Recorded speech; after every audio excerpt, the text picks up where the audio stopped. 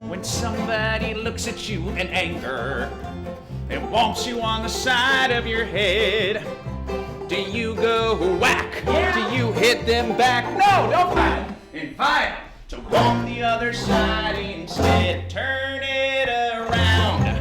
Turn it around. There were 6 of us on the verge of graduation from Seattle Pacific University. It was sort of like, well, now what do you do? You're out of here in 10 weeks. We have theater degrees. What will we do? And since we were only 21 and we didn't know any better, we started a theater, and lo and behold, 40 years later, we're still here.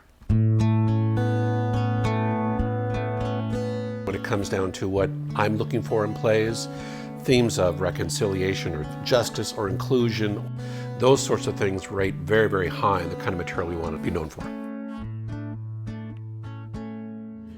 Hush-a-bye, sweet angel, there's nothing to fear. The Cotton Patch Gospel of Matthew was a one-man show 30 years ago. He went back to the Gospel specifically and said, let's reinvent them as if they all happened in the South about 5 years ago. From you will come forth a governor who will wisely guide my chosen people. Thank you, Brother Lamar. So that's the thing. It's refreshing, it's startling, and it's surprisingly relevant. Get right side up, turn upside down. Our mantras right now is to how do we encourage conversation. You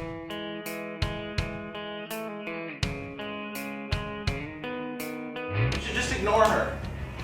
Why do people say that? She texts me all the time.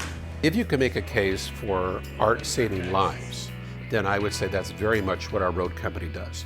So it plays on bullying, harassment, social media, cliques. How do we figure out how to understand and empathize with people who are different than us? We've had a few times in tech where the video's gone, where the sound is gone. No.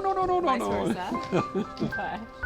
Being 40 years down the road, I think anybody in my shoes is just an enormous amount of gratitude, because the odds of a theater surviving a few years are really low.